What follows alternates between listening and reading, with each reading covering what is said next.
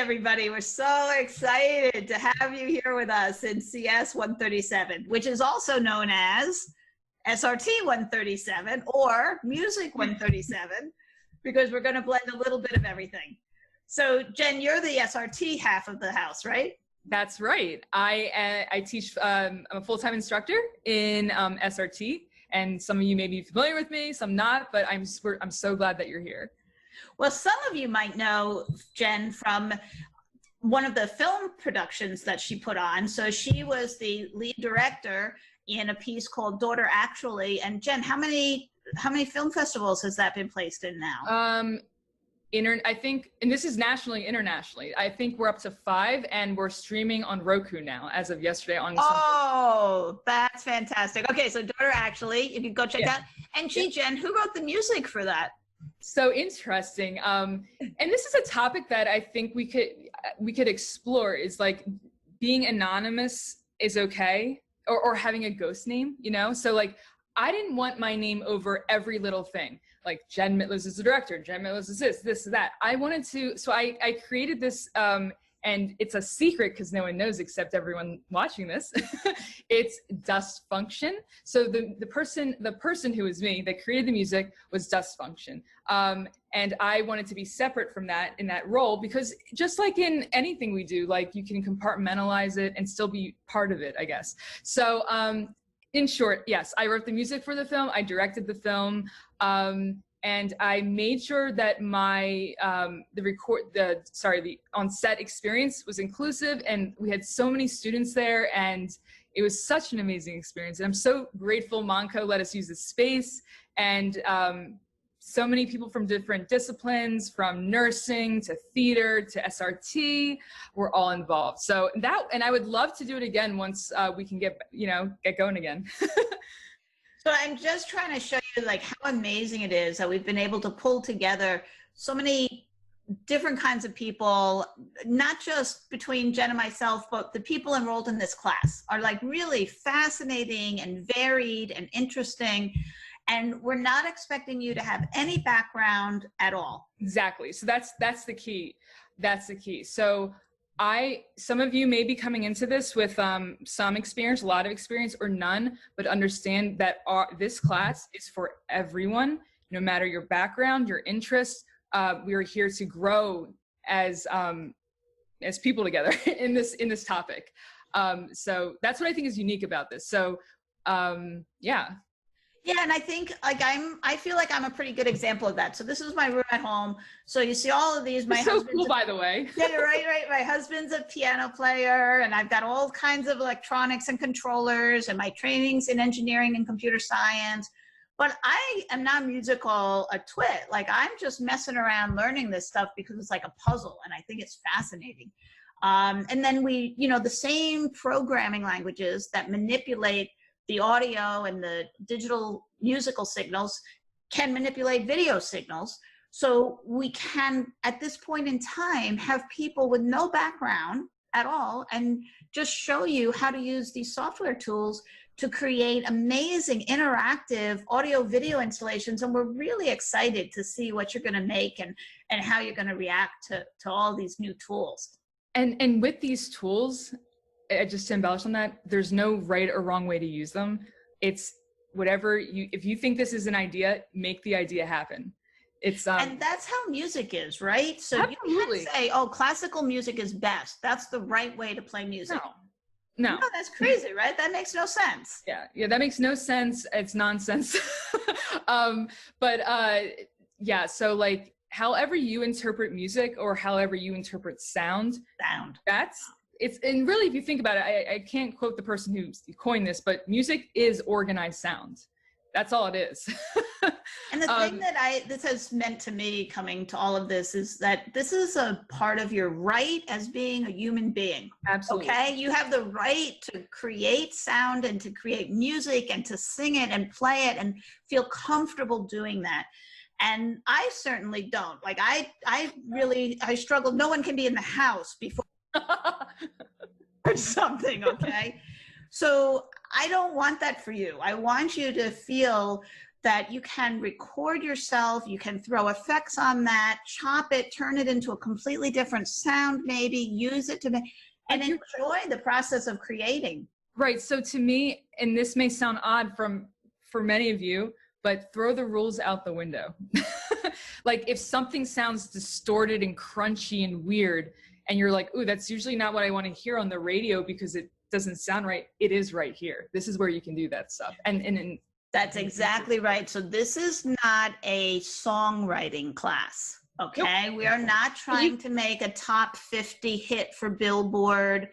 We're not, I mean, if you've taken Jen's 104 classes, you know that people have whole careers where what they do is make sound effects for film or for a lot of the things. Yes, so a lot of the things we'll be doing in this course, like you could, if you want to get into sound design with film, game sound design, pretty much anything involved where computer science and music and or sound, collide. The tools you're going to be learning in this course, you'll be able to utilize that. So it's not just great tools, right? And I mean, the first thing you had to notice is that this is probably the best textbook you've ever had for a course, right? Oh. So we're definitely not like those other courses. But on top of that, we have 4 performers coming in from around the world. We have a gentleman from France who's done interactive video installations and lives in Paris right now. We have Rachel K. Collier, who's very well known on YouTube. I think she had one piece that has 2 million hits. At least, in the Ableton circles, she's very well known, and she's really friendly, down to earth, and has created this really cool environment for other performers and people interested in this field. In fact, when you open up Ableton, one of the software tools we're using, the demo set includes her as the vocalist. She's coming in and doing a live talk with you guys and answering your questions. Okay. We have a programmer from iZotope, who's one of the really big fancy name companies in Boston. And she's going to come in and talk to you about programming and how it interacts with music and what her career has been like. And a theme you might notice with our speakers is they have either a background in computer science or music and decided to go into computer science or music somehow and use both those skills. So I would love if everyone could don't think of computer science as, okay, it's over there on the left, only computer science, or music on the right. They can be together and work together. And it's more fun that way, honestly. I mean, it's really a puzzle. It's a question of puzzles, and music is like that, right? I mean, if you dive into the music theory side of things, that's the idea. It's these patterns and puzzles and trying to get things to line up. And some people do that with their ears, and some people do that more mathematically, and some people just do it with their heart, with instinct. So we know, though, that when you go into a creative space like that, you can feel very vulnerable. So a really important edict for us here is that we are all here for each other. Absolutely. Yep. I don't want, I get it. And there's no negative comments, only positivity. We're only here to uplift each other. So, and I can tell you what happens in computer science classes, right? Because we get that same situation where we have people at all different kinds of levels. And so where I will come down on someone in my programming class is if they say, wow, I'll help you with that. Gee, I can't believe you don't know that. Yeah, not here. No. That's not a cool thing to say. It's really lame. Like, it's really not that's cool. Lame. People don't feel good. You just say FYI, if you don't be that person. Yeah, don't be like Fred. No. So the idea is, right, we all have each other's back.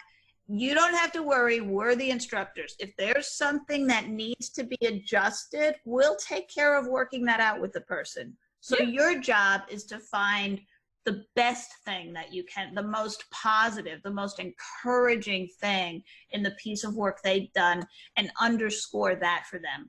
Because we all feel very vulnerable putting creative works in the world, but we need them more now than ever. Yeah, absolutely. I agree. And we have a mascot. Is our mascot around? Can we put the mascot on camera? Give me one moment. Oh, turning away. No, because no course is any good if you don't have a mascot or two. Here we go. Mr. Wally. It's Mr. Wally. Wally actually has, he's sponsored on Instagram and he's in a textbook. He's getting, you know, he's getting places. So follow Wally. Wally Poo? Yeah, at Mr. Wallypoo. Yeah, he's very particular with the pictures we post, so it's not like every day, but there he goes, he sits down. So he will be with us a lot. And I'll be honest with you, like when there's things I'm working on that I'm new with or I'm trying to explain, I will talk to Wally. I know it sounds strange, but I'll be like, all right, Wally, all right, what do you think of this? Like if I did this way, and I know he's not answering me, but it's just expressing it. And what's cool is in this class, we don't have to talk to an animal, we can talk to each other. But like, yeah, well, he's great.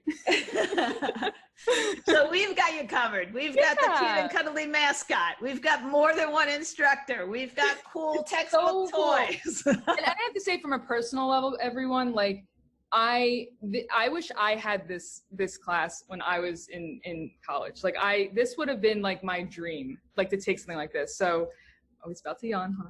Nope. Okay. And so this course is very dear and near to my heart. And I feel like showcases like in a personal level, like what I would have loved to have done and learned when I'm where you are in the seat you're sitting in. So we're going to be using two main tools, one called Ableton Live and one called Max, which is from a company, Cycling 74. We'll be able to have them downloaded and installed, and you'll all be set to go at the end of the first week.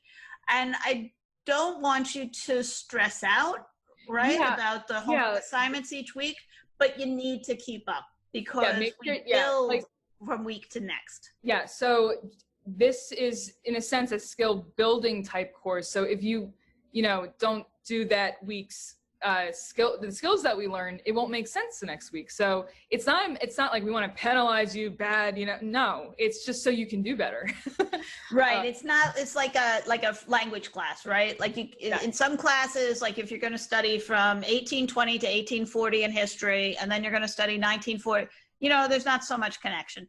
But in French, if you don't study the first set of words, you can't read the sentences the second week.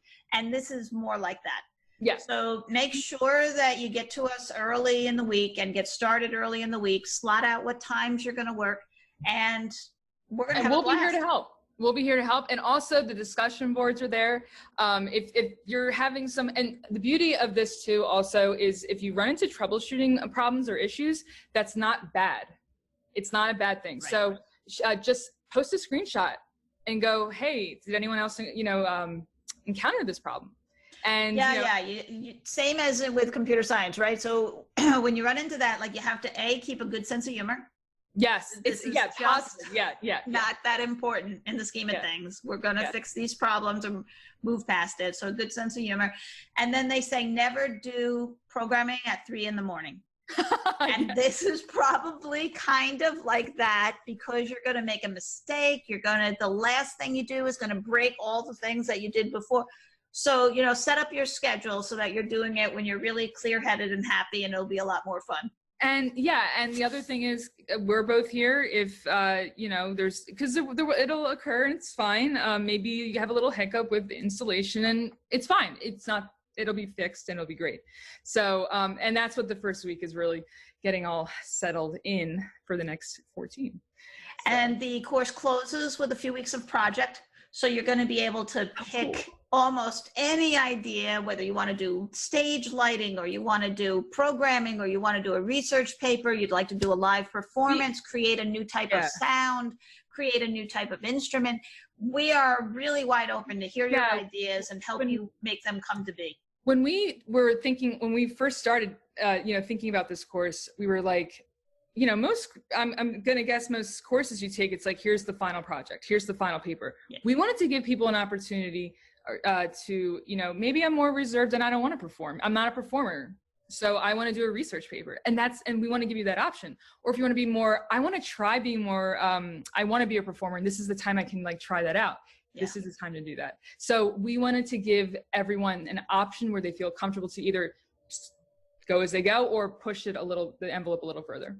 Yep. And we can, some people will be in groups. Sometimes you might want to do that independently. So really wide open. So there's no need to be, intimidated by that. But I bring it up early so that you have your eyes open and you're looking all the time into all the content we have, trying to find something that's so interesting and so cool that you just can't believe you could build that. And that's what we'll work on for. And even if you want, like, even now, after you watch this video, you could think of like, what's something with sounds that like I'm really interested in, and like just jot it down. And then maybe in a couple of weeks that idea could formulate into something more. And by the time you do your final project or whatever, you'll go like, wow, look at this, came to that. Like, just as a suggestion. Remember, even though we can't be together on campus, we still have a lot of resources there. So we also have, like, if we were on campus, let me see if I can pull this through. We have a nice Ableton push controller at every single workstation in school. They're not being used right now, so we might be able to free one up if that ties into your project. In computer science, we have a lot of Arduinos, these little microcontroller modules that you plug your USB cord into, and they can control motors and lights and switches and read sensors. We can get you an Arduino kit. So there are all kinds of things that we can supply for you to work on, even though we're not in person. Yeah, exactly. So you have your controller that you're going to be using for this course that you could use for that. But if there's other materials you need or that you propose that will be needed, like we can work around that. Yep, we can make that happen. Yeah. So be creative. And this is a very inclusive environment, our class. So just go all at it. Yeah, I think that's the most important thing. We want to build community. We know everybody's at a distance right now. We know that there's a lot going on in the world that's just making it hard. It's making it hard to find your joy. And so this should be a place that you can come, relax, create, and be proud of the things that you made, cheer on other people for the things they're doing, and be a bright spot in your fall semester. Yeah, absolutely. I agree. So you even got to meet Wally. I don't think we can have a better intro than that, Jen. I don't think so. He will be popping up. He's a little tired right now. It's pretty hot out today, so but he'll be popping up. And if anyone wants to use Wally in a video, a project and need a video, a Wally sound pack. Yeah, if we want to we could make a Wally sound pack for the class.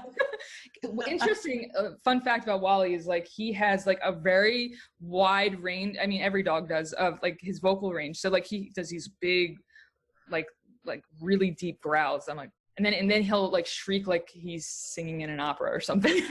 So it's like I always have wanted to do like a sound pack or sample his voice. It's just unbelievable. We're going to have so much fun. I hear final project when I hear that. Yeah, if anyone wants to use that, take it. but think of, I just came up, and that would be an example of a final project. Like, what could I do with the voice or the vocals of my puppy here? Oh, he's too cute for words, my heart. So we've got a Flipgrid up in week 1. Yep. So you'll see that in the Start Here part of Blackboard, and there's a place for you to go and just record a little video introducing yourself. We've got a couple of starters in there, and we've got this little example here. So let's get to know each other and kick this off. Awesome. Thanks. Good to see everybody. Thanks. Bye.